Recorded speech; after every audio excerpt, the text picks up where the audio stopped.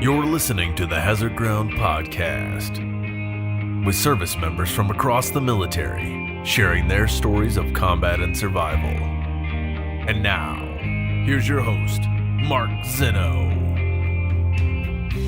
Welcome into the Hazard Ground Podcast. As always, we appreciate you joining us each and every week. Thank you guys for choosing to be part of the Hazard Ground community. Before we get to this week's episode, a couple of notes to get to. Want to remind you guys about our promotion with Amazon. This is the best thing ever. You want to help out vets and veterans organizations. This is so simple. Go to our webpage, hazardground.com, and click on the Amazon link. Do all of your normal Amazon shopping. Get stuff for home, for around the house, for school, for business, whatever it is. Cost you nothing. You just go to the hazardground.com, click on the Amazon link, and we donate a portion of the proceeds that we get back from Amazon to one of the amazing veterans organizations that we featured on the show. It's the easiest way for you to help out. Again, hazardground.com, click on the Amazon link, and do your normal Amazon shopping. You'll be helping out veterans. This week's episode brought to you by our newest sponsor, Cabela, the world's foremost outfitter of hunting, fishing, and outdoor gear. Cabela provides everyone from the expert hunter and angler to the family looking to get away on a weekend camping trip with the right gear at the best prices. So if you're looking to outfit your next big adventure or just looking for some great gear to use around the house, cabin, go to our sponsors page, hazardground.com/sponsors. That's hazardground.com/sponsors, and click on the Cabela's banner. You have to go through the sponsors page if you want to help out the show and make the most of your next outdoor adventure. Also, click on the Knife Country USA banner on the sponsors page. Same one, hazardground.com/sponsors. Use the code HAZARD1, that's hazard and the number 1, at checkout, and you'll get 15% off your entire order. Knife Country USA has the largest selection of knives, cutlery, and accessories on the internet. With over 30,000 models from over 500 manufacturers, Knife Country USA is confident they've got the perfect item for you. In addition to a tremendous selection, no other company can beat Knife Country USA's commitment to exceptional customer service. Their owner personally guarantees it. One last final note, remind you guys follow us on all the social media sites, Twitter, Facebook, Instagram, at Hazard Ground, at Hazard Ground Podcast. Look for us everywhere. Stay connected to the show. Keep up with what we're doing, and give us feedback wherever you can, including on those iTunes reviews. We need those the most. And now on to the podcast. This week's guest, a former NCAA Division I swimmer, West Point graduate, four-time Ironman athlete, former Army captain and intelligence officer who dealt with all the scars of combat that you don't see, the mental scars that are left behind. Her name is Carolyn Furdek, and she joins us here on the Hazard Ground Podcast. Carolyn, welcome. Thank you for joining me. Thank you. Thank you very much. All right. So, look, we have dealt a lot with the kind of silent, the hidden scars of combat and battle, PTSD, and things of the like going forward. But yours is a very unique story, and we definitely want to hear it all about it. But we always start back at the beginning as to how you got in the Army. Correct. Yeah. Well, of course, from my past, I'm actually a third generation female officer. You don't see that very often, or at least not when I was back in the military. My mother served for 28 years and my grandmother served. So I knew at some point that I always wanted to serve in the military. I just didn't know how. And my junior year of high school, I received a letter from the United States Military Academy asking me to come and swim for their swim team.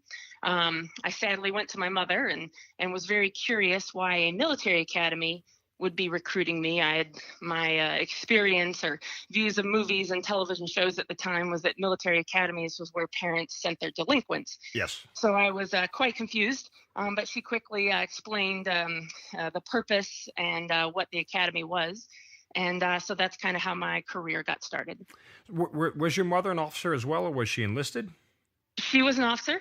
She was a nurse in the Army, as well as my grandmother. Okay, so they knew that side of the house as opposed to just signing up and enlisting. Right. When you were going through that process and you were recognizing what West Point was all about, was it something that you grew to like, or was it one of those things that you were still a little bit hesitant on? So, I mean, as exploring college opportunities coming out of high school, I'd gone to other colleges, and they made it very clear that I was either to choose a swim program or ROTC, and I couldn't do both. So while the other colleges were just as good swim programs, it definitely allowed me to do both at the same time, both do military and swim. And what was life at the academy like for you? Was it something you embraced? Was it challenging? Was it the balancing act of school, athletics, and all that? How was that for you? So I think challenging would be an understatement. Although I did pretty good in high school with grades. It was a whole new ball game at the academy. I was surrounded by geniuses, and I was definitely not one. But swimming offered me a good outlet to cool my heels, and some good friendships. And the military just kind of, I enjoyed it. I enjoyed the adventure. I enjoyed the learning that obviously we all do to become officers, and to, of course, serve in the military. So it was not easy by any means. I'm glad that I don't have to do it again, but I would do it in a heartbeat. All right. Well, now I have to ask the one question at least the Army folks are wondering. Why military intelligence? Well, actually, as it started out, I branched engineers. Oh, okay. All right. I did. I initially had wanted to fly airplanes. Combat or construction engineer? Construction engineer. Okay. All right. Combat heavy is what they call this. Right. But I initially tried to fly helicopters, and my back had scoliosis, so they wouldn't let me do that. So I chose engineers, and thoroughly enjoyed it. But as my time progressed in the engineers, I took up the intelligence position in our battalion. So I was both engineers and intelligence. All right. Now, what year did you graduate from the academy? 2000. Okay. So this was pre 9/11. So where were you when 9/11 happened? I was at Fort Lewis, and we were at our morning physical training, PT, and one of the soldiers came out to the formation a little late, and he said, "Hey, some airplanes crashed into the Twin Towers," and we were all just kind of took it as just another newsreel. After PT, of course, we learned that it was much more, and our base was on lockdown, and that's kind of where it all started for us. What did it mean to you? What was your reaction to it? I think that, as when you join the military, when you sign the dotted line, you always, at least for me, even before I graduated or before 9/11, it was like, well, I was always, I knew at some point I was going to serve. I didn't think it was going to be in war, but I was also very respectful of the fact that when you sign the dotted line, you're basically signing the fact that you may possibly die one day, or be seriously injured in combat. And that's just sort of what you were giving up or what you were honoring by doing the military. So that's kind of what it all came together for me. Were a lot of people around you, your fellow soldiers, officers, leaders, saying, "Hey, we're going to war. This is it"? Because I know there's a certain amount of, and a lot of people in the military, they kind of embrace that because that's what they signed up for, right? They know that the goal of the Army is to fight and win America's wars, and so you're kind of going to get that opportunity to do it. Yeah, most definitely. I think that everyone around me was pretty much prepared. And as engineers, it's a little known fact that a lot of times engineers can often be one of the first ones on the ground, either along with the infantry as we clear the lanes, such as what we did in Iraq for the rest of the infantry and the armor to follow in behind us. Or to build the airfields and build the bases that, after the Hasty or the Foxhole bases, basically when you start building tent cities, that's kind of when the engineers come in. And even, with the Foxholes, we'll bring our heavy equipment in as we did for the helicopters in Iraq and built their base up and the berms around them for their Hasty positions. Okay, so how quickly from 9/11, since you're at Fort Lewis, you're already at your first duty station, you completed all of your BOLIC or what do we call it? Engineer OBC? Officer. Yeah, OBC. Right. Yep. Geez, that I just got really old because I forgot that right off the top of my head. But nonetheless, so you finished all that part. So you were at your first duty station. How quickly do things start ramping up for you as far as getting a deployment? Right. So I actually, I was one of the first ones to go for my base, besides probably a couple of special operations forces. I had finished my platoon leader time, and kind of when you cool your heels in between waiting for an XO time, they often send you up to battalion staff. Yeah. And I begged my commander to not have to sit up there for a while, and if there were any opportunities to come along for individual augmentees, meaning that I would go join a unit who was already deployed and just be an engineer officer for them, that I'd jump at it, and one came about, and so I was pretty much training to leave for Afghanistan by February of 2002. And I found myself there in the desert in about May of 2002. Wow. Okay. So what did your mother say when you told her you volunteered for this? She said, "Are you sure about this?" And my mother actually my mother was a hospice nurse at one point, and she has a very morbid view sometimes when it comes to preparation. And unfortunately, my mother's way of dealing with every kind of stressful situation is to plan.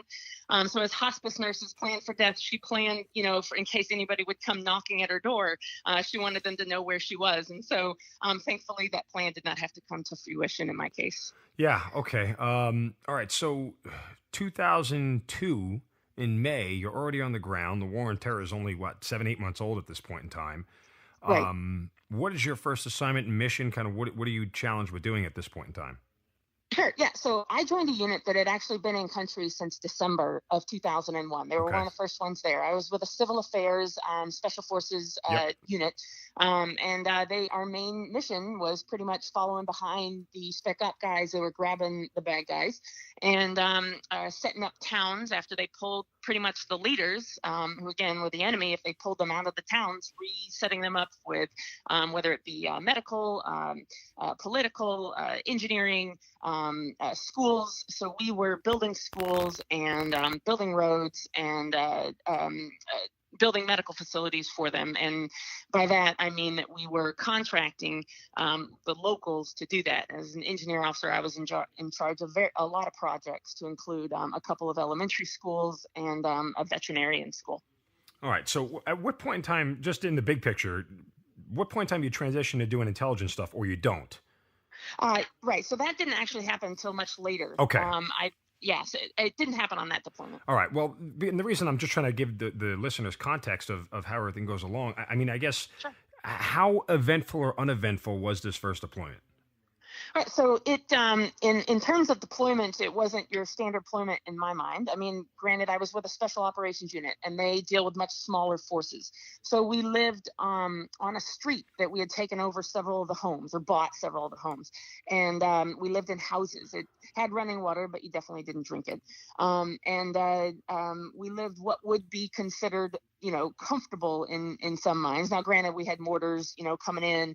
I definitely had one or two instances where I found a weapon placed at my chest for the enemy, suicide bombers and whatnot in our daily lives. But I was not living, in a sleeping bag on the ground or on a cot or in a foxhole. So that was the first deployment for me that lasted about 7 months. So what's that like? What's that experience like when you are in that close quarters with the enemy? So I mean, that one alone, I was dealing a lot more with the locals, and so in my case, I had a lot of very smart individuals and laborers with me who were engineers themselves, one of which had actually been trained in Germany as an engineer, a local Afghani. And he actually knew 4 different languages and returned home to his country after the Taliban had pretty much been pushed out, at least in early or late 2001, because he wanted to help rebuild his country. And then, sometimes just not knowing who to trust or not knowing necessarily all your surroundings, that you could basically walk out in the street and not worry. That was not a case. There were several times where there was a riot that occurred because I was a female and my face wasn't covered. And the special ops guys and I quickly retreated as not to further rile up the crowd. But it was a different experience than, we'll say, my second deployment to Iraq for the war. All right. Well, let me ask you about that experience. I guess how the stress level gets to you. Did it get to you on that deployment, or was a lot of it just new and you kind of didn't realize how much danger you might or might not have been in certain spots? Right. Yeah. That I was definitely young, and not necessarily having a great time, but I was learning a lot, and the stress was not there on that first deployment. Okay. So then you come home from the first one. You said it was 7 months. So what, that takes us to about the end of 2002? Mm-hmm. All right. Yes. Yeah, I came home right before Christmas in 2002. Well, that must have been nice to spend it with the family, right? Yeah, it was good. Did that kind of recharge you a little bit? It did. And I got to visit all family and prepare. I had actually wanted to extend that deployment. But I got calls from my battalion commander towards the end of that first one, and he said, "Look, the unit's most likely going to Iraq in 2003 for the beginning of the war, and we need a company executive officer, and you're the perfect fit because you've been deployed, obviously, to at least the region, and you know a whole lot more than the rest of us. So we'd like you to come on back and take over as a company executive officer. All right. So this was a job you actually wanted, right? Yes, at that point, yes. So you after the holidays, you get back with you, you start training up. What happens? Right. So by the end of January, we were all packed up, and early February, and pretty much the month of February, we were deploying, and we found ourselves in just across the border in Kuwait, waiting for the obviously everything to kick off for the war in Iraq. And so that basically just training up. We had dozers that were specially equipped with mine clearance and armor protection to clear all the lanes at the border of Iraq. And so when everybody got the go on the 20th of March, my soldiers were there and clearing the lanes for all the rest of the American forces to come through behind us, which include a 10-mile basically buffer zone that both the Americans and the Iraqis had placed after the first Gulf War, which was concertina wire and mines and explosives and anything and everything in between, sort of to beef up that border. So we were clearing all that out, and there was probably maybe at least 24 lanes that we made, and if you can imagine, just major highways through this border crossing.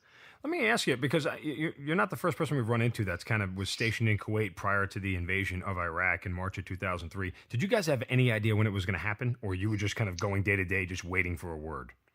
It all happened so quick, and we kept ourselves so busy that there wasn't a point, at least in as a company executive officer. Now, it might have been different for my soldiers. It might have been, waiting a little bit more. I was busy the entire time. And before you knew it, it was there. They fed us steak and lobster the night before.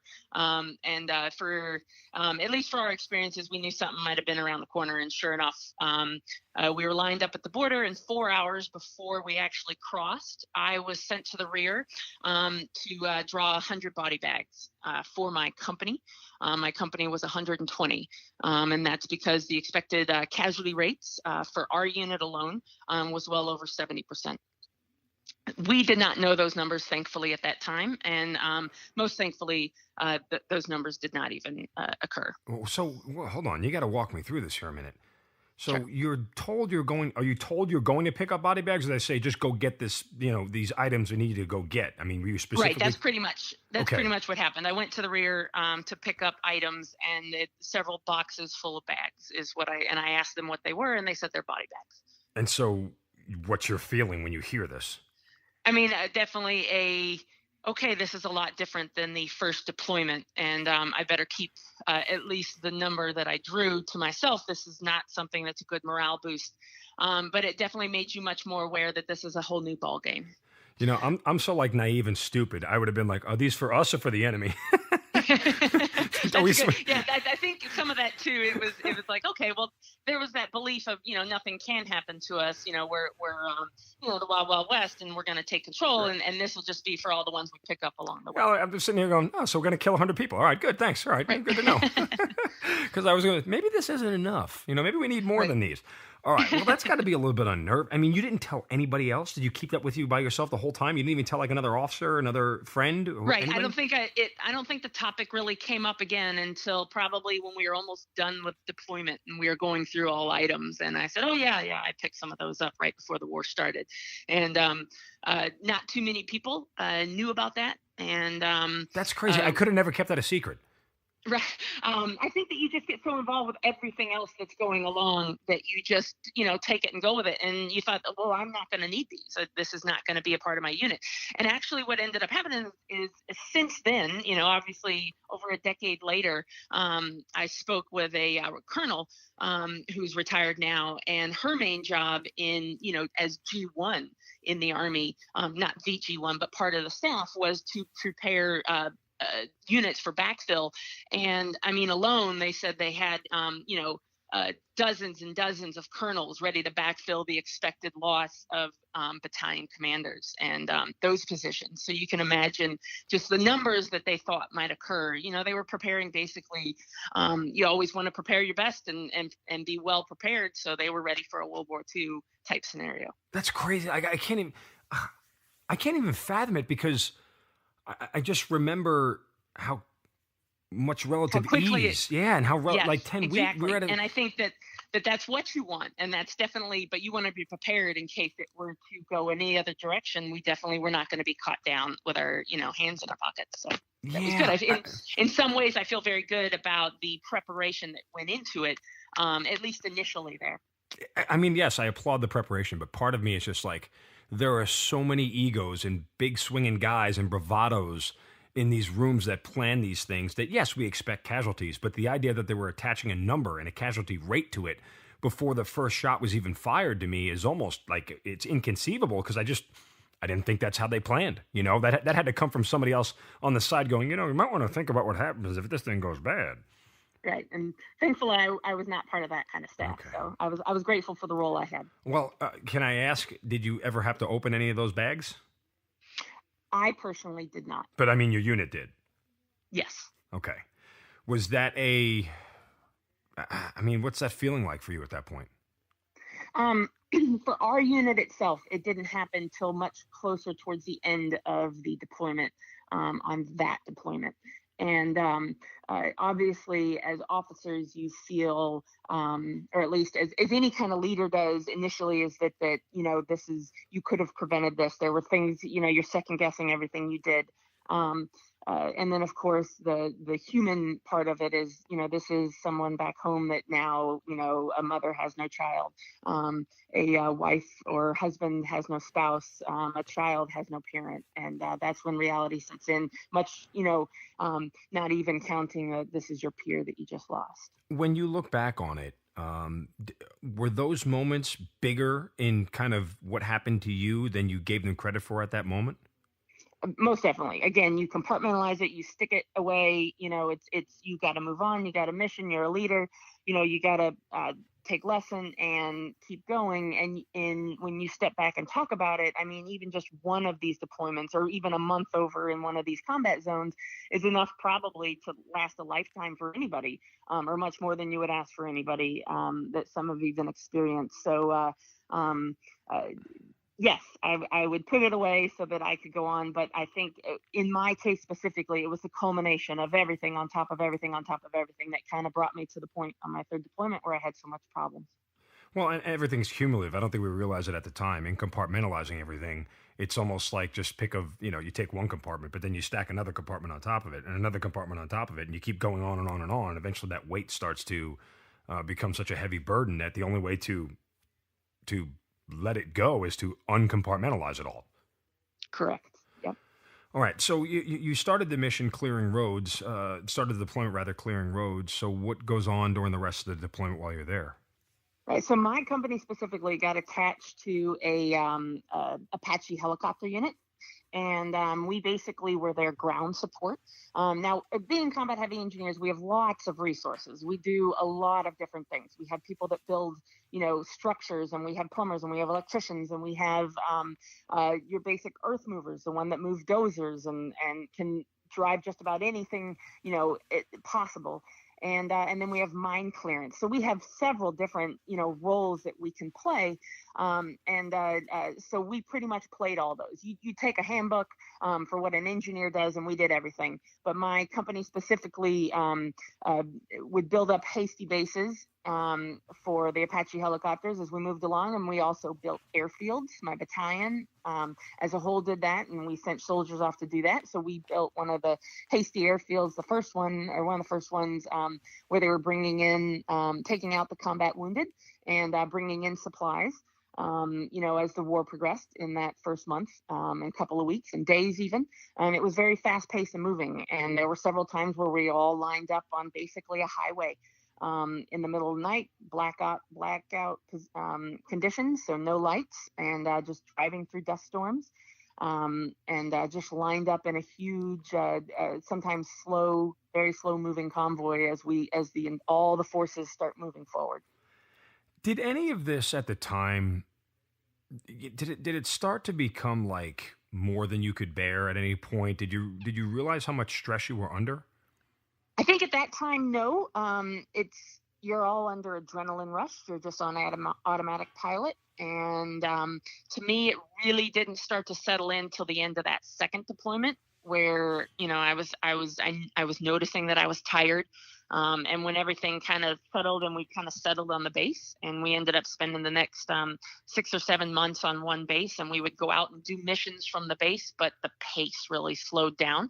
And that's kind of where the days dragged on, and I had a lot more time to think about things.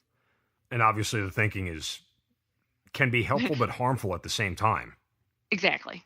There's a catharsis to the moment, but I don't think anybody, as we just talked about, gives any gravity to the overall compound nature of what combat can do to you.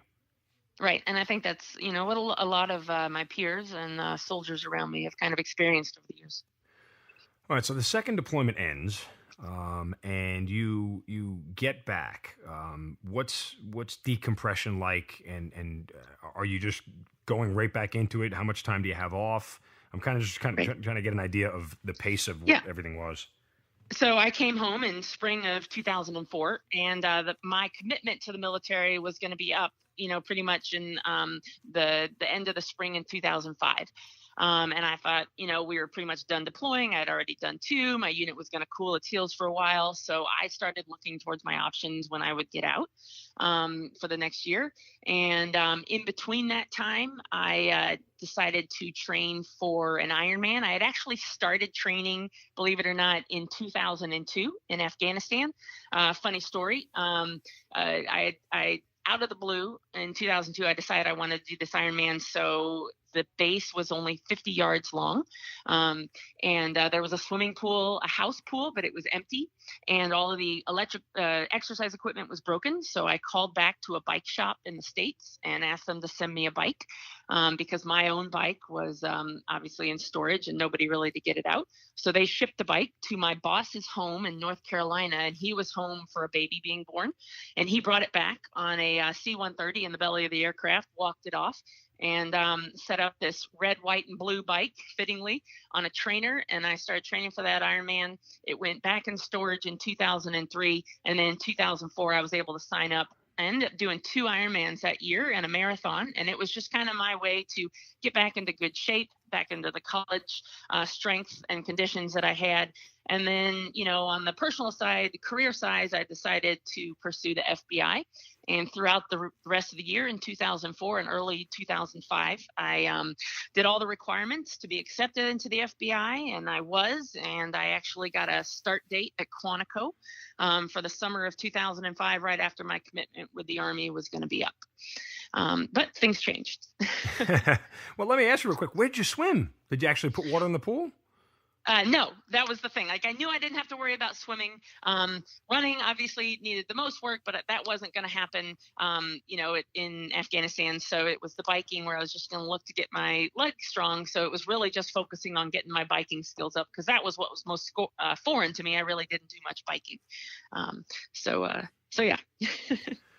Just a lot of biking on a trainer. I just set the bike up on a trainer and just logged many, many hours and miles on it. Yeah, I mean, that's incredible. Congratulations on the Ironman. I know you did 4 of them, but that's just that's an incredible feat. All right, so what did change?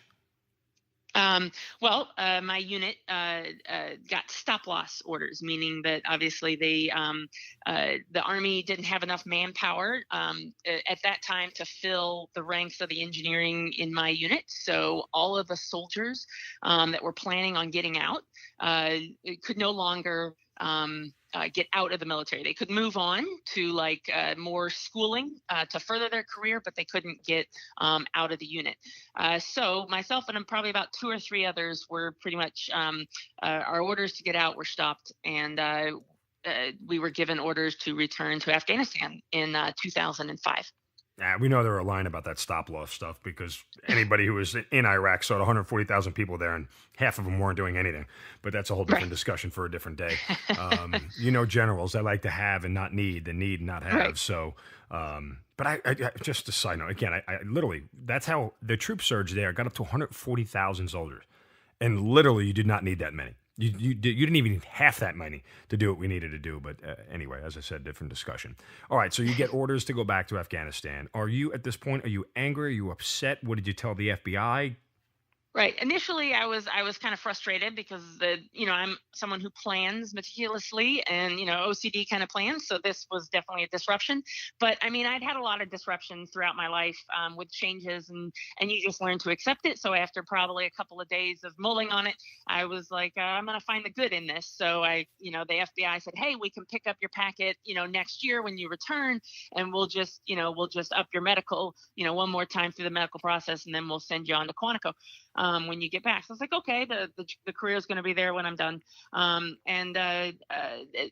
As far as everything else was concerned, again, I embraced the fact, or my superiors embraced the fact that I had already done 2 deployments. I knew a lot of Arabic, enough to at least find the bathroom, or say hello and goodbye. Nothing too fancy, but a couple of keywords to get around. And they appreciated that. And so I ran an Arabic school for several of the soldiers before we left. And I taught a lot intelligence-wise of kind of expectations and culture in Afghanistan before we got there to the soldiers before we left, and set up a lot of scenarios for training. So I definitely felt my worth while I was training up the soldiers, that I was at least being, I wasn't just, sitting around waiting for an entire year.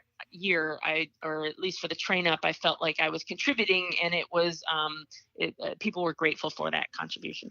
All right. So you're going back to Afghanistan. Are you going into the same area, same province, or are you a whole different part?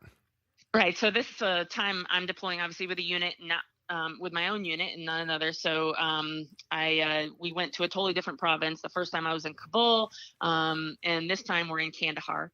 And our main mission was to build roads between, specifically for the political at the time, try and get people to the polling stations, and medical, especially for the women, to get them to have medical treatment.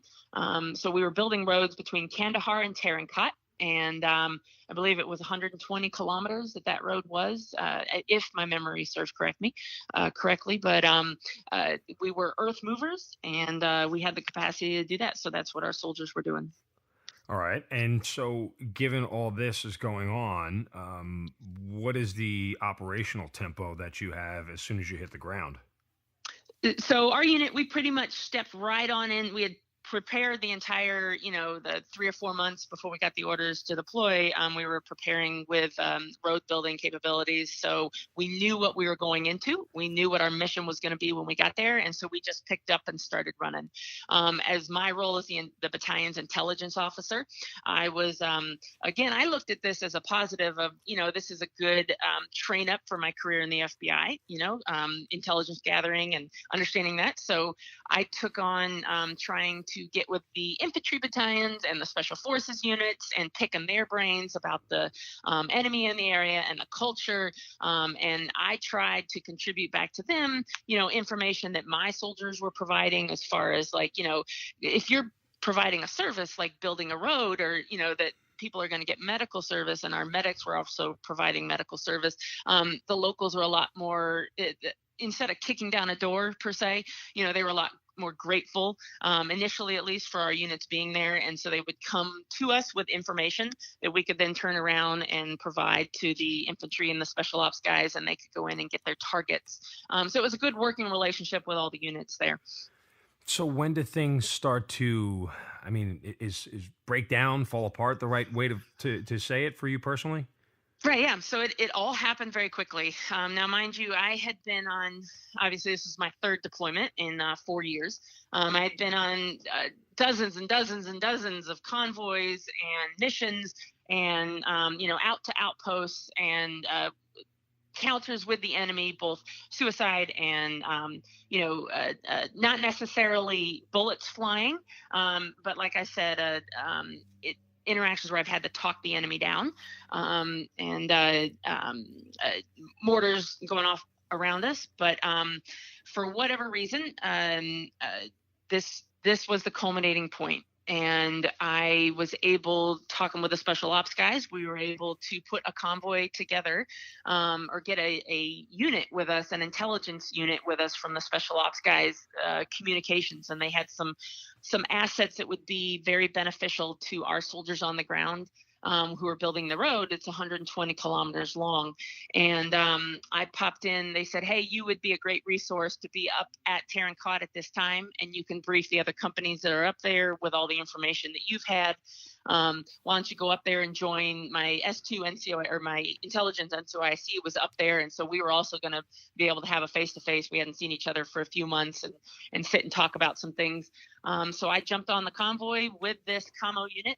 And they had capabilities that were able to pick up radio traffic around us, of local radio traffic. And on the convoy, we had a vehicle breakdown. And so the convoy kind of came to a halt. And while we were waiting for that vehicle to be fixed, we started picking up local radio traffic and chatter, where basically the interpreter with us, he was, relaying it a lot easier than I could about what was being discussed. And there was somebody on the radio, a leader, saying, get in your position, prepare yourself. The Americans are coming. Get ready to do your mission. You better be ready. God be with you, or Allah be with you. And so everybody in the vehicle, our senses obviously picked up. We relayed the information to the rest of the soldiers in the convoy, and we obviously were very much more aware of our surroundings and looking out for what was going on. We continued the convoy on. I was not the convoy commander, but we continued on further, and we came up to a guard shack, and the guy is waving his arms frantically. And so our interpreter and the gentleman in the vehicle run up there to talk to the soldier, and the interpreters as well, waving his arms around. So we still think that there's something pretty something could be going on around us. And they come back, and the interpreter quickly says, hey, it was just the local guard manager telling his Afghani guards to be ready and to wake up and to be ready for the Americans to come. So we look like we're doing our job. And so all of that moment of tension and stress, everybody else just huge sigh of relief. And myself, I couldn't talk myself down. And I just shut down. And for a simple convoy and a simple radio conversation, but I just couldn't talk myself out of it. And at that moment in time, I suddenly became no longer effective. I was quiet. I was scared. I was paranoid. And I could no longer lead, the soldiers around me, or even effectively communicate with the soldiers around me. And that pretty much is where my troubles began. So, can you remember people trying to interact with you at that moment, or asking you, are you okay? What's wrong? Can you describe any of that? Oh, yeah. I clear as day. I remember everything. It wasn't like I blacked out or was physically unable to move. I just was, mentally unable to bring the paranoia out from around me. And, obviously the soldiers around me were concerned. The commo guys from the special ops units were definitely, they could pick up on something. They'd obviously been in, a few more scenarios than, or at least dire scenarios than some of my soldiers had, and they could even pick up on it and were very cautious, and brought me, when we got up to the base in Tarancot, they took me to my NCOIC and to my commander up there, who was my XO at the time. And, they could see that something was wrong. I wasn't as communicative. I wasn't my happy-go-lucky self. I was just very quiet. And they turned around and just kind of kept a close eye on me. I tried to shake it off that night. I didn't sleep at all. And my mind was just racing, and I just felt like a failure. I felt everything you could possibly imagine. Just scenarios were running through my mind as to why couldn't I, why was I being such a poor leader at this moment? And what had I done wrong? Even though nothing had happened, my mind was just running every scenario. I tried to go out on the next mission where we actually went down to the road project, and the communication guys set up all their equipment to pick up any chatter or do anything else that they needed to do to relay back to their guys. And at that point, I just I was ineffective. I stood out, or I pointed my weapon outside the window, and I pretty much was right along. And I wasn't effective either as a leader or even as a soldier at that point. When they brought me back to base that evening, my battalion commander was standing there, and he asked me for my weapon at that point. Any feelings of embarrassment? Even to this day, doubt, self-doubt, and embarrassment. Like, this was, to everyone, who had been around me, and even to all my scenarios or all my different deployments, that this was something that, this was not something that should happen. I felt like a total failure. Yep. When your battalion commander asked for your weapon, was that a wake-up call? Was it like, what was going through your head? I think at that point, I almost resounded like this was going to happen. I just kind of knew. I knew that I was no longer effective. I knew that everybody was worried about me. I knew that I couldn't snap out of it. And there was a lot of people concerned. And so I think at that point, it was inevitable. I was just waiting for when it was going to happen. So where do they send you next? So at that point, they took me, I was we took a quick convoy back down to Kandahar. And in Kandahar, they took me to the medic tent, and they just put an IV on me and watched me for 24 hours. They were hoping it was, dehydration. They had me go see a psych doc, but he wasn't, I was quiet. I didn't really have much conversation with him. I was just, again, scared and paranoid. But my unit was very concerned for me, and they actually took all of the officers that were back, in the battalion area, and they put them on a schedule. And every 2 or 3 hours, they switched them out to be at my side in the hospital. And then when I got sent back to my room, we were living in trailers at that point. They had an officer from my battalion with me 24/7, and they just sat by my side. Did that make you feel better or worse? I think at that point, again, I was indifferent. Looking back at it now, I think I would be very grateful that they took that much of a concern to stay with me and to make me not feel alone, and that they cared. They were there for me. They knew that this was not me, and but again, I think more embarrassed and quiet, and just couldn't understand why this was happening to me. I still remember one of the officers handed me a 4-leaf clover, and he said, this is, why don't you hang on to this for a while? And I kept that actually for like 2 or 3 years until I saw him again and passed it back. But, the soldiers all signed a card. They made a card.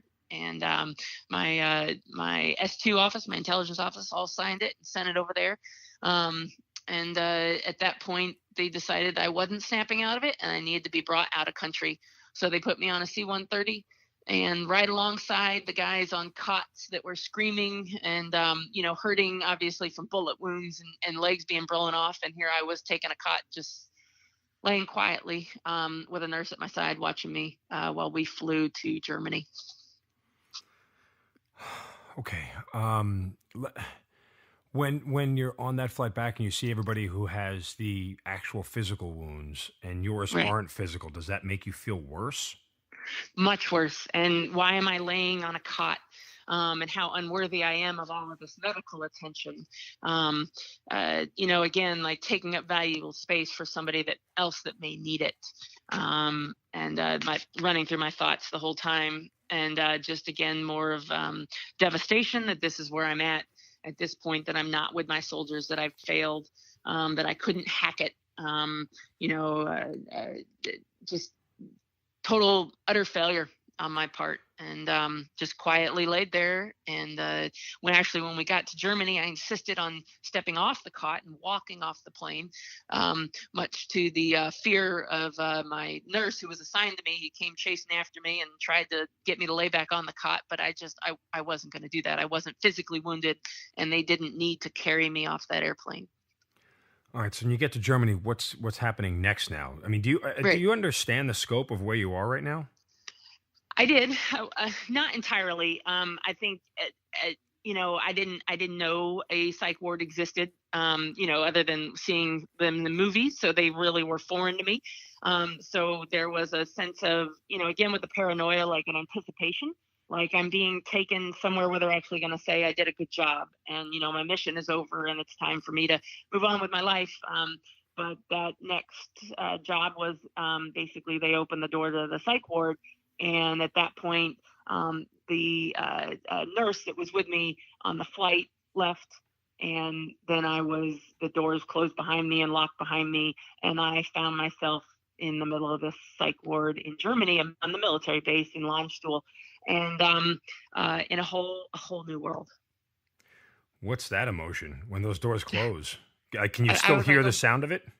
oh, every time. And that's one of the things, believe it or not, as I go now and talk to groups and talk to people that even design psych wards, to, look at the surroundings and what you're doing. And if anything, let's not make this feel like a prison.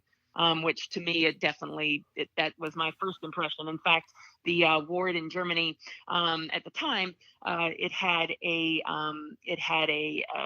break area where you could go and play basketball with a hoop and with a net and a ball, and some picnic tables, and the soldiers will go out there, the patients themselves will go out there and smoke cigarettes.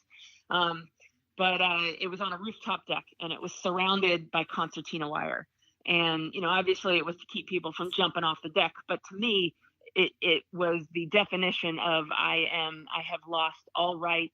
I am a prisoner, in essence, of my own mind, but I am a prisoner in this building, instead of like maybe a patient trying to heal.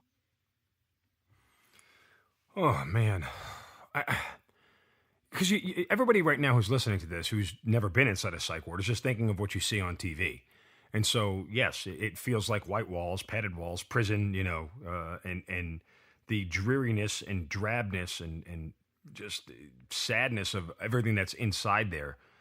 Did you feel like you weren't going to get better?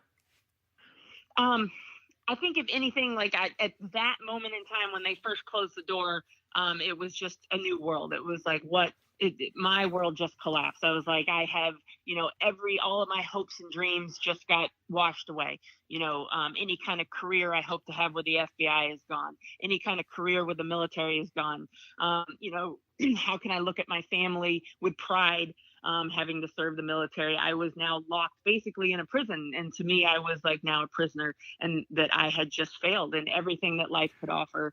I was now a failure. So at that moment in time, I didn't see any different scenario except what was exactly in front of me at that time. It didn't help the situation that I was surrounded.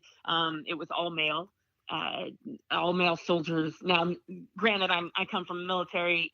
Every unit I'd been in, there was hardly ever any females. And obviously, in war, you share foxholes with males, and you've seen everything. It just kind of happens when you cohabitate, and it's expected. But again, when you're in a hospital and you're out of the combat zone and you're in essence out of that military mindset, you would hope to have a little bit more privacy and get better. And in that case, I was not afforded that, and they just really didn't have the facilities for that at the time. And I lost all rank. They took my hair ties, they took my boot laces, and I was the only soldier from combat. So I was still in my combat, DCUs, desert uniform. All the other patients were in robes, or green, uniforms. Back then, we had the dark green. Yeah. Right, the BDUs.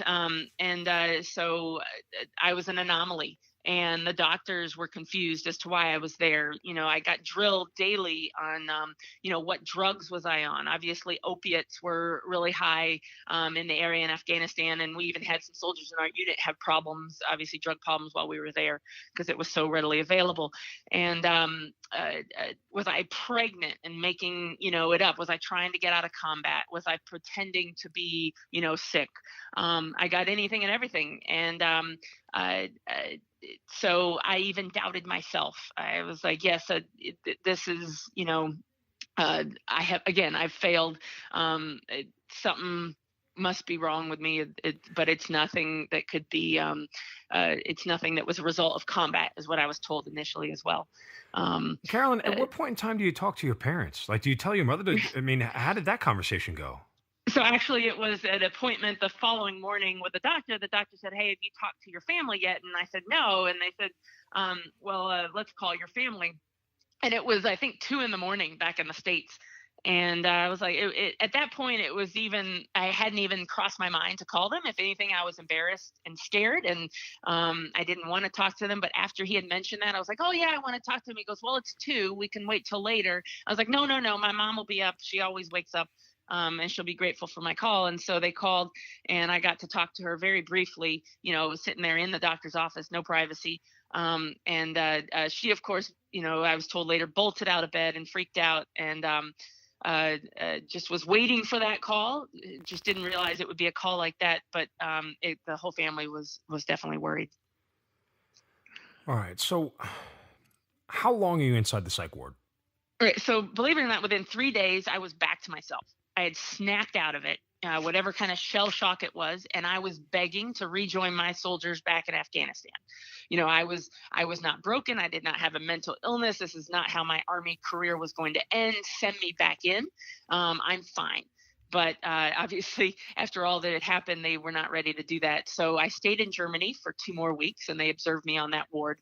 And then they sent me back through the military transportation system, the patient system, where basically you're just, a number categorized based on the severity of your illness for when you can catch a flight. And I had to cool my heels on the psych ward during that time. And so I caught the flight back to Walter Reed. And then in Walter Reed, there was a fresh new set of doctors, and they wanted to observe me. So initially, it was supposed to be for about 2 weeks. And then they were curious. So they observed me, a little bit longer.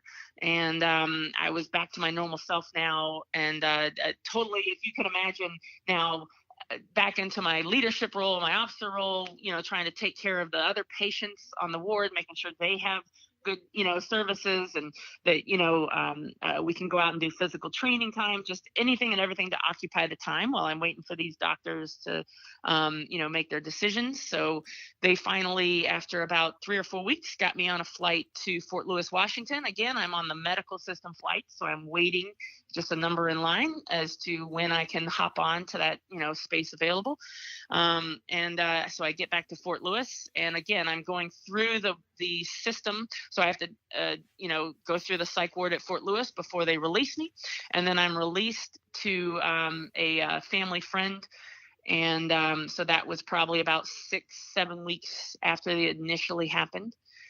And I cooled my heels at Fort Lewis for 4 months, enough for them to discharge all medications that I was on, everybody to give me a clean bill of health, say I was fine. And they, much to my request, they sent me back to my unit in Afghanistan. So I got to rejoin them in September of 2005. Wow. And so right. when does your unit return back home? They were still there. They were spending, it was an entire year-long deployment. So we had left in, I guess, March, I think is when we had gone, March or April. And so I was there through about June or July, about 2 months in country, came home for about 4 months, and then rejoined them in September. And they were there until April of 2006. Gee, that's funny. That's when I left the first time. That's weird. So how critical was that to your recovery that you got to go back and finish? To me, it was a sense of accomplishment that, or at least I tried to finish. It was, I can beat this. See, I don't really have a mental illness, because they had told me that there's no way that, some of the doctors, that there's no way that war did this to me, that this was not a result of anything traumatic. I didn't have PTSD. I didn't have any of that, that this was solely my makeup, that I had I must have had a history of mental illness. I must have had a family history of mental illness, that was why all of this happened to me. And it just, nobody in my family bought it. I didn't buy it. The doctors eventually said, yeah, that can't be it. It was just a fluke. You were dehydrated. It only lasted 3 days, but nobody really understood what it was. They called it brief reactive psychosis. And it was done. And I lived 4 months without anything happening and off the medicine or any of the psychiatric medicines. They let me return. And I was good for about 3 more months. And then in December, this time with not a stressful situation at all, I suddenly found myself back into the same valley in my mind. I was back in that valley again on that convoy, and I was again locked in, and I was no longer effective. And even though when I went back for that return trip to my unit in Afghanistan, they didn't put me back in the intelligence role. They put me in a supply shop. So I was pushing bullets. But it had happened again. I didn't even leave the wire, but I just, I shut down. And so this time they quickly medevacked me out, got me to Germany, spent a couple of days there, got me to Walter Reed. And then I ended up cooling my heels at Walter Reed while they medically processed me out of the military. Were you brokenhearted at that? Absolutely. I mean, this was, I wanted to get out of the military, but not this way. This was, so embarrassing. I got an honorable discharge, but to me, it was just a failure.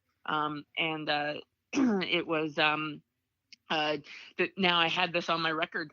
I could no longer, in my mind, apply for the FBI. But it also was for me, it was a opportunity to, show everybody that they were wrong. I didn't have a mental illness, so I was going to prove that I could do this same job.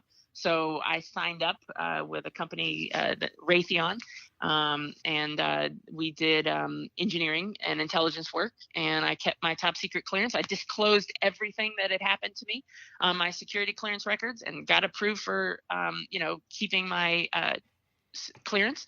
So I went on and moved to Washington, D.C. and started doing the exact same thing in the engineering and intelligence role, but at a desk.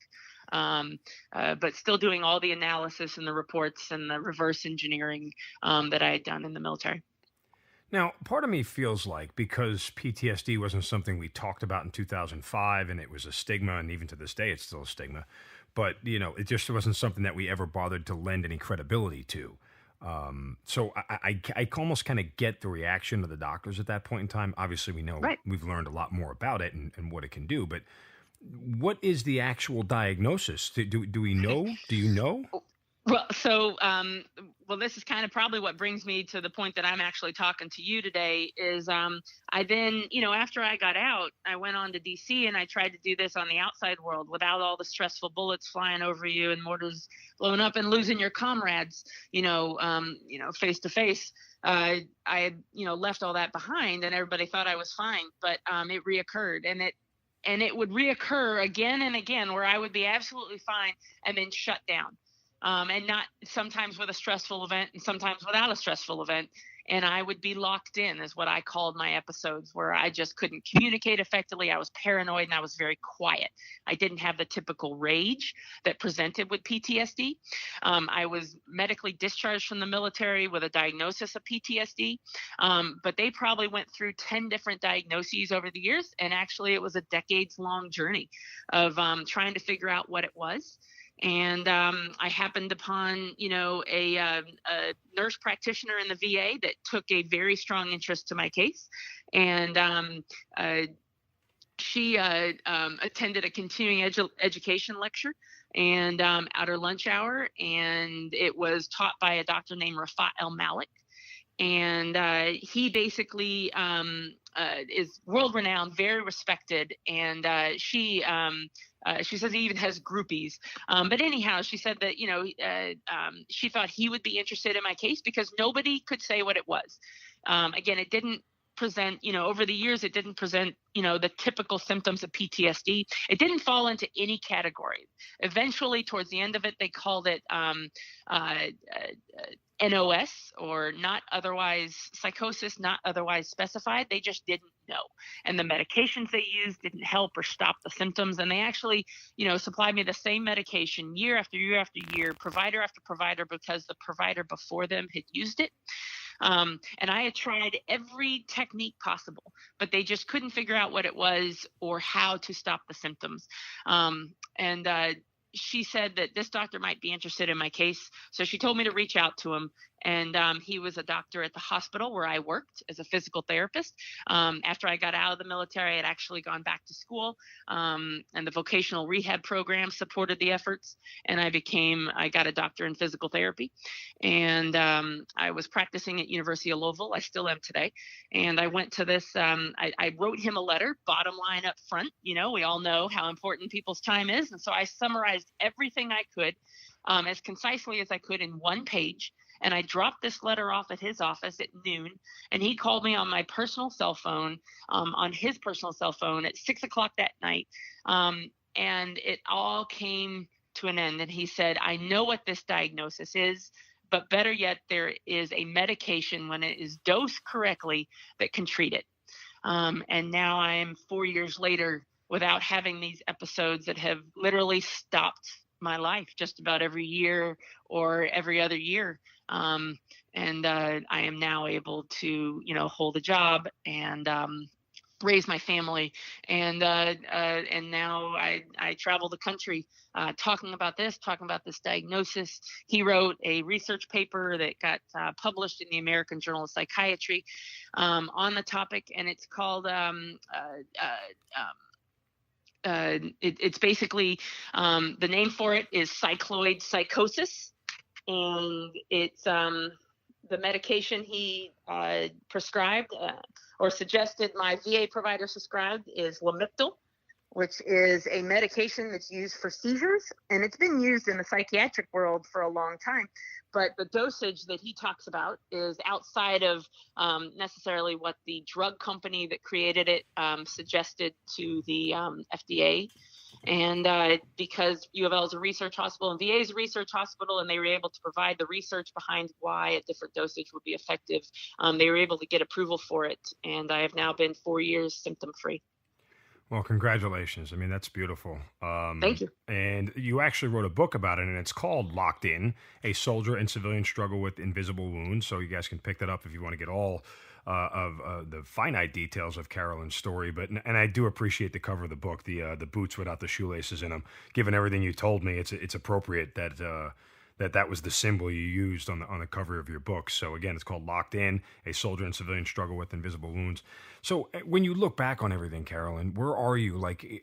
This is obviously a journey, right? It's not a destination, right. But what stands out to you about the journey? I think, first and foremost, I have had people around me that have supported me, time and time again. And I realize that I am, an anomaly a lot of times in that case where, I've had a lot of people who have just been there for me and who have made sure that I wouldn't give up. But I think also, most importantly, I didn't push them away. All too often we push those loved ones away because we don't want to burden them or bother them. But I humbly accepted their help and let somebody else take control.